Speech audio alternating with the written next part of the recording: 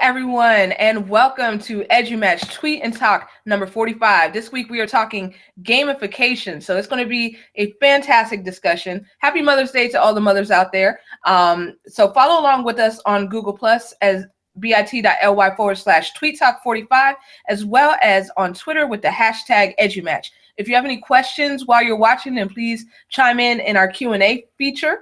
And speaking of EduMatch, then check out our website at edumatch.education. There we are looking to sign people up to connect you with other educators all around the world based on your common interests. So you can sign up there, check it out, edumatch.education. We'll set you up to be our featured person of the day. So great stuff, great stuff. So tonight, once again, we are going to be talking about gamification, which is a topic near and dear to my heart, as many of you may know. So right now, we are going to go ahead and get the introductions rolling. We have Mark with us, and we have some other folks who are probably going to join us in progress. But I'm going to go ahead and kick it over to Mark.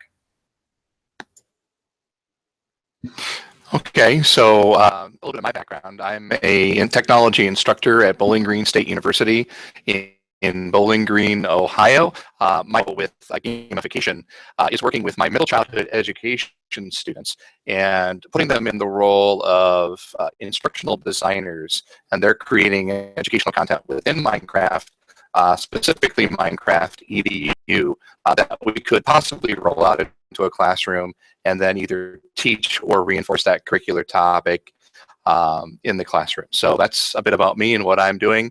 And back to you, Sarah, and we'll just keep rolling back and forth. All right, awesome. Thank you so much for joining us, Mark. We are very happy to have you. There's a lot of EduMatchers who are interested in Minecraft. We just had a Minecraft episode about 3 weeks ago, and there was a lot of interest about that. So I'm sure that people are going to love hearing about your experiences and what you do with Minecraft and gamification. So my first question to you, Mark, is what is gamification exactly? And how does it differ from game-based learning? And I have to give a shout out to Justin Schleider, who came up with this question. So Justin, this is for you.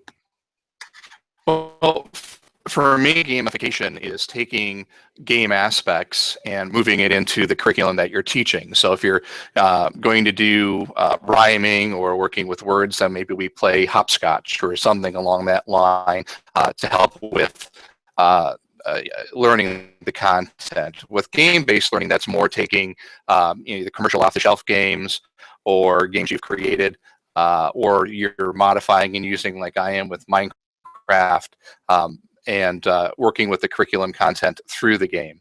So that's the difference to me. That's my definition. I don't know if that differs from other people out there. So I'd love to hear feedback on that. So. Absolutely, and I think we're on the same page. For me, then, like you said, game-based learning would be taking a game and bring it into your classroom. Like my favorite example would be Carmen Sandiego. I learned so much history from that. So that would be game-based learning. But gamification, I see that Chris just popped in, so I'm going to throw it over to Chris in a quick second. But game-based learning, or I'm sorry, gamification would be applying the game mechanics to your classroom to maximize student growth and learning, and just giving them challenges, giving them rewards, things of that nature, having them earn points, level up, things like that. So, Chris, you just jumped in right at the correct time. Right now, we are talking about the differentiation between gamification and game-based learning. So, if you could please introduce yourself and then share your thoughts. Hey guys, my name is Chris Aviles. I'm the Ed Tech coach at Fairhaven School District. I think the major difference, the way I try to explain it, is game-based learning is assessing and teaching through games, whether it's video games or board games. And gamification is taking all of the mechanics that go into making a video game, what makes them addictive, engaging, and motivating, and putting them into your classroom as part of your everyday best practices.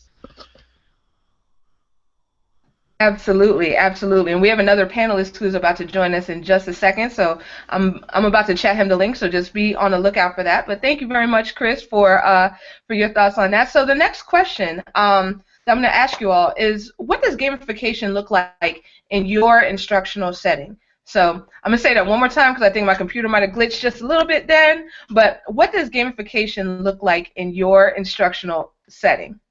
So who would like to jump in on that one? Yeah, so it's kind of interesting. I've been gamifying for about 4 years now, And what's kind of been neat is gamification first started in my class as a very much a engaging and motivation kind of mechanic. So my kids earned, started from zero, and as they got, their grades, they leveled up, and there was achievements and an item shop and stuff like that. And so it's interesting. Where I'm at now, I spend half my day in my makerspace called my innovation lab, and my kids generally come in really motivated and excited to work. So I actually pulled out all of the gamification because I didn't really need it. And all I left was the narrative because I just built a school store for my kids. So I think next year I'm going to kind of play up this narrative as they work for the store so they can better learn entrepreneurship as they're learning some of the other skills in the makerspace. So, I mean, it really could be whatever you want it to be. Mine was very much video game mechanics driven, and now it's very much narrative driven. All right, fantastic. Thank you for sharing that with us. And Mark, what about you? What does it look like in your instructional setting? Well, I think I'm unmuted. I haven't quite explored this aspect of it yet. If I would, I think I would follow along on Chris's lines and utilize the game mechanics, kind of a MMORPG style environment where you have avatars and you can level up, and rather than doing tests, maybe it's a boss battle type of thing, and go that round. Obviously involving intrinsic and extrinsic motivators to work with them. But I'm more game-based learning at this point. But I am interested, and that's why I'm here in the chat today to kind of explore what I can do with it in my classroom.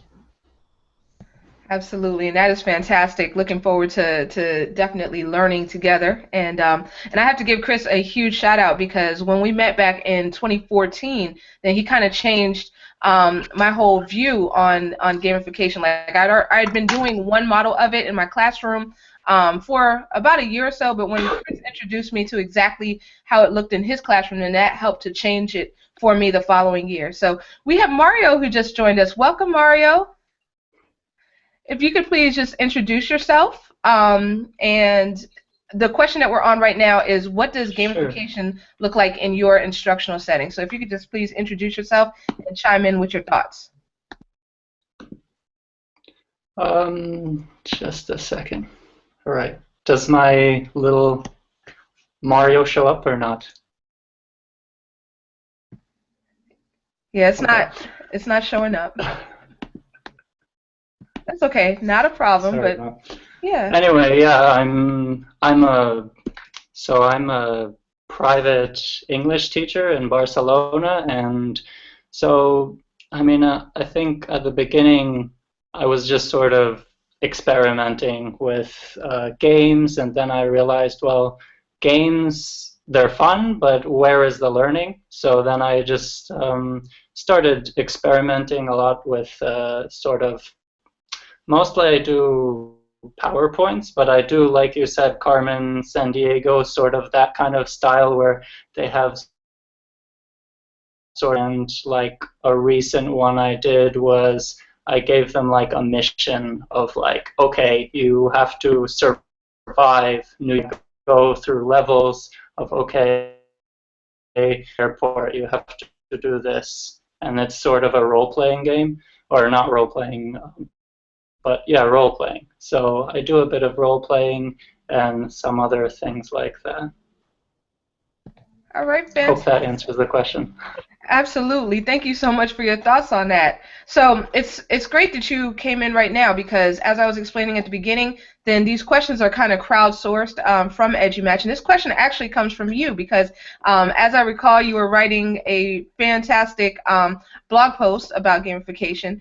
And you had the question about what areas of gamification should allow freedom, and in what ways should there be rules? Could you kind of expand on that question a little bit, just so that just so that the panel has a sense of how to address it? Yeah. So I mean, I think for me with gamification, the trouble sometimes I have is like, how do you make it so it's still a learning experience? You know.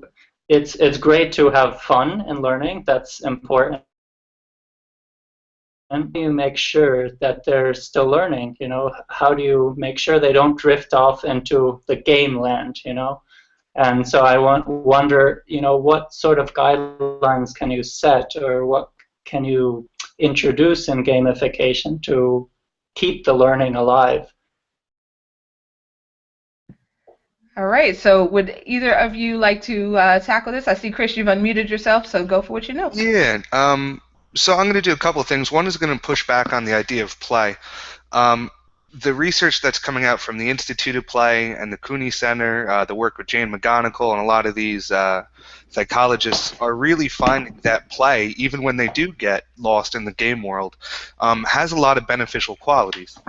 And so one thing is, you know, when I talk about game-based learning and gamification, anytime you know, somebody sometimes hears the word game, they're kind of like, they glaze over and they say, oh, if they're having fun, they can't possibly be learning. So if you're looking to institute gamification or game-based learning, look into the research on play, because we're really finding a lot of fascinating things about not just child play, believe it or not, but also how adults should play, you know, throughout their lives. But the other thing, too, is when it comes to freedom and gamification, probably the best example I could give you is, you know, I used to have a unit and I called them levels, and my levels were open for 2 weeks, and students could work through the level at their own pace, self-directed, self-paced, kind of how video games work. And the big thing, the freedom came from how they showed what they know. You know, one example was, and again, this was a board game that my kids played on paper. I said, hey, we're reading Edgar Allan Poe. We just finished Fall of the House of Usher. Your job is to make a game, and the only rule is it has to be called Escape from the House of Usher. That was it. And however they decided to make that game, what they wanted to incorporate that in the game was totally up to them. And I found a lot of success in doing that with my kids. You know, gamification goes kind of hand in hand sometimes with game-based learning. So I use a lot of Minecraft right now, and so I'll tell my kids, you know, how do you want, you know, how do you want to show me what you've learned? And so kids will build something in Minecraft. How they want to build it's up to them. You know, I think that's important, is to give them freedom within the topic, because as we know, you can kind of go online and find anything you want to know about most topics now. So it's more about getting kids to show what they know than it is necessarily, you know, if you give every kid, you know, kind of the same project, it's a recipe, and nobody's learning everything. You know, I've always disliked that. Is, okay, you're going to do a project, here's the guidelines, everybody do the same project. So I think that's where the freedom comes in, is you kind of lay out the general topic and you allow the kids to come up with what they want to do. Great. And Mark, did you have any thoughts on that question as well? Well, I'm probably the most novice of the people here, because I've been more focused on game-based learning rather than gamification. But yeah, I think the freedom is very important in the curricular content that we're developing in the Minecraft world for my students. You know, a lot of it is narrative driven, so they are pushing the students through the content, but yet they still have the ability to wander and do what they want to do. So I wouldn't restrict them, and I did put that URL up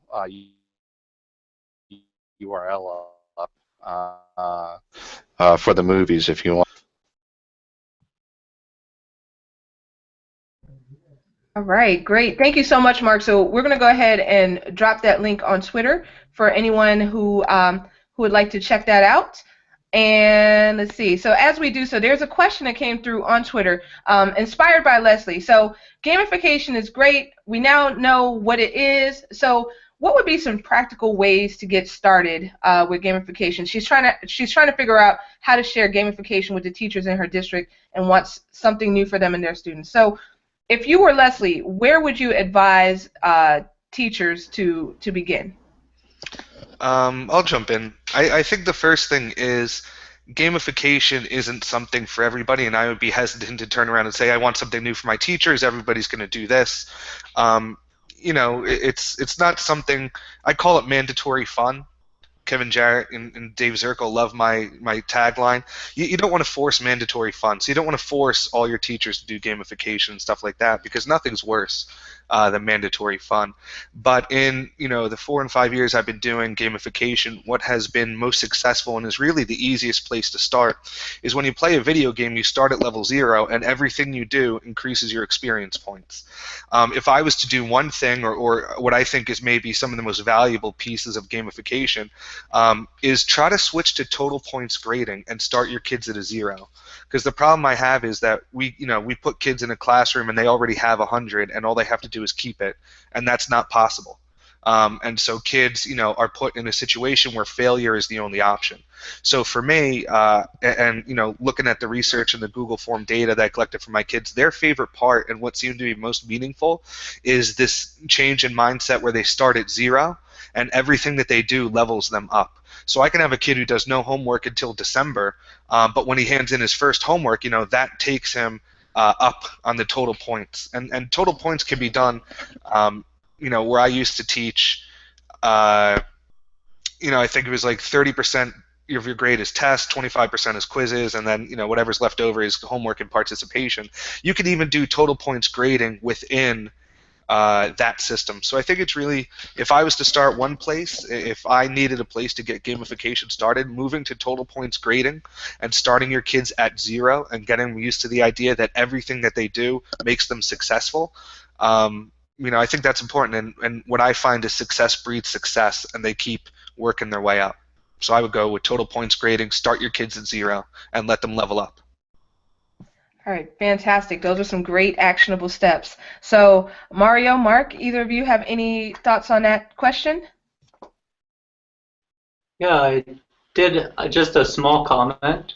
I've tried different games, gamification, game-based learning, and I think I would suggest to start small and start simple, because if you try something too complex, you might end up in the case where your students get really, really lost, and not in a good educational way, but sort of like frustrated with the technology, frustrated with whatever they're trying to do, and that's not what you're trying to achieve. So try something a bit smaller. A lot of times, a lot of the gamification I might start is just on paper, and then try something digital afterwards. Gamification doesn't always have to have a digital aspect to it, and that's my opinion, of course, but I would say start simple and work your way up.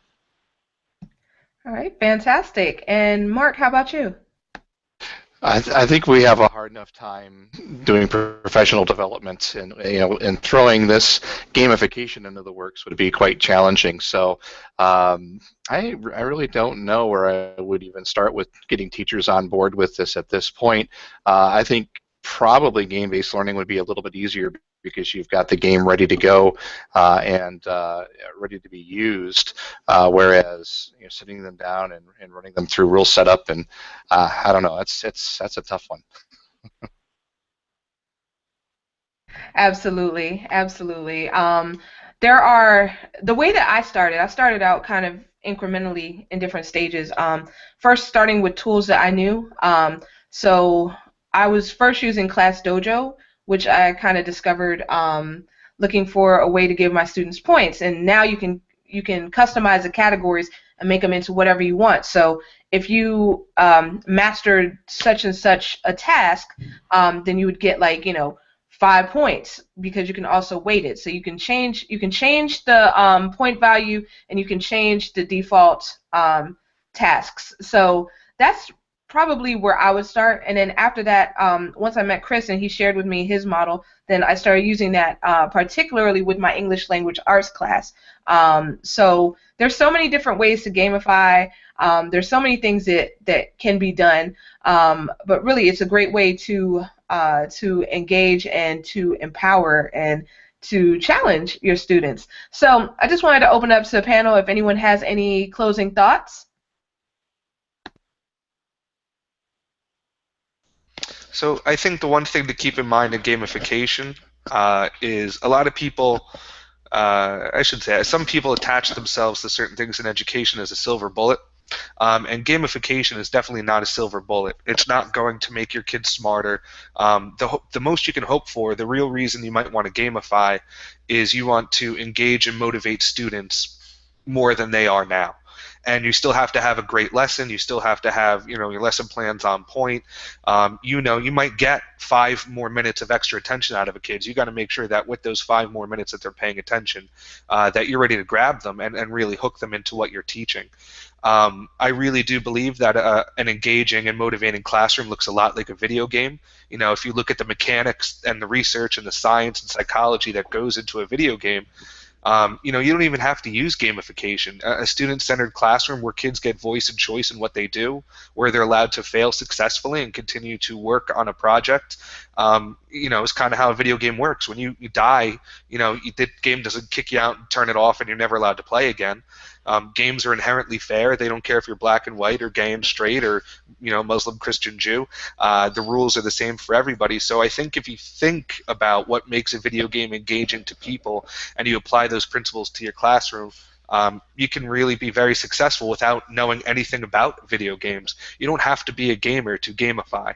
You don't have to be a gamer to use game-based learning. But it's just understanding why, I was listening to something the other day. I think they said 1 billion people spend at least 1 hour playing a game a day. I mean, there's a reason why we keep coming back to games and play and fun. And I really think a classroom that looks like a video game, it's a lot of it's just good teaching practice. Absolutely, I would agree with that. Great. All right. So I just wanted to thank you all on the panel for coming tonight and for sharing your thoughts and your wisdom about gamification. There was a great discussion going on Twitter as well, so thank you to everyone who is watching and tweeting and participating, and for everyone who submitted questions. So what we're going to do is that we will tweet out the Twitter archive in just a couple minutes, as well as a collection of resources that people have been tweeting out on Twitter, duh. And the podcast will be available on iTunes within the coming weeks. So next week we're going to be talking about podcasting, go figure, with our special guest moderator, Jeffrey Bradbury. So that's going to be next week, same bad time, same bad channel, 6 p.m. Eastern time. So if you want to be a guest on there, then just RSVP at bit.ly/tweettalk46. All right, so everyone have a great night and Happy Mother's Day! Bye. Thank you. All right, thank you all so much.